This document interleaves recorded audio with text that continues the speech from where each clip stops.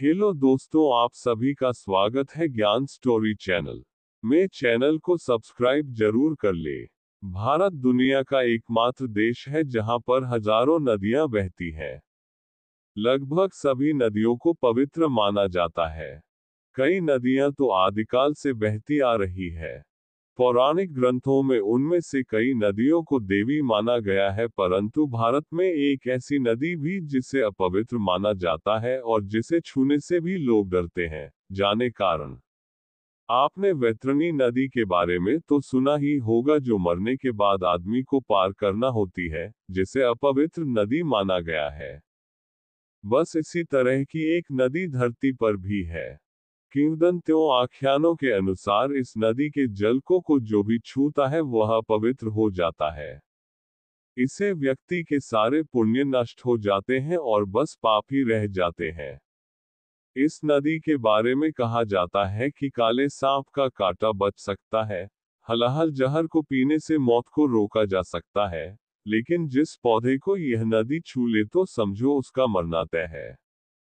वह फिर कभी हरा नहीं हो सकता। जब भी बारिश होती है तो नदी में यदि एक बार बाढ़ आ जाए तो फिर यह किसी मनुष्य की बलि लेकर ही लौटती है। इस नदी का नाम है कर्मनाश नदी, जिसे छूने से व्यक्ति के कर्मों का नाश हो जाता है।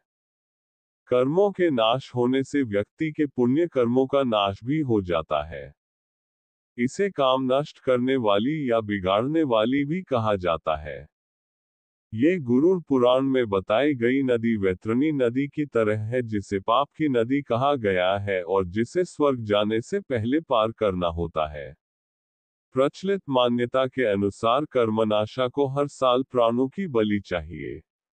बिना बलि लिए उसकी बाढ़ उतरती ही नहीं।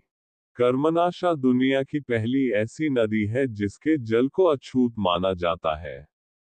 ऐसी मान्यता है कि जो भी इस नदी के जल को छूता है वो अपवित्र हो जाता है। इतना ही नहीं, ये भी कहा जाता है कि इस नदी के पानी से खेती करने से सारी फसल बर्बाद हो जाती है। यह नदी बिहार की प्रमुख नदियों में से एक है। ये गंगा नदी की एक उपनदी है। बिहार के कैमूर जिले से निकलकर यह बिहार व उत्तर प्रदेश की सीमा निर्धारित करती है।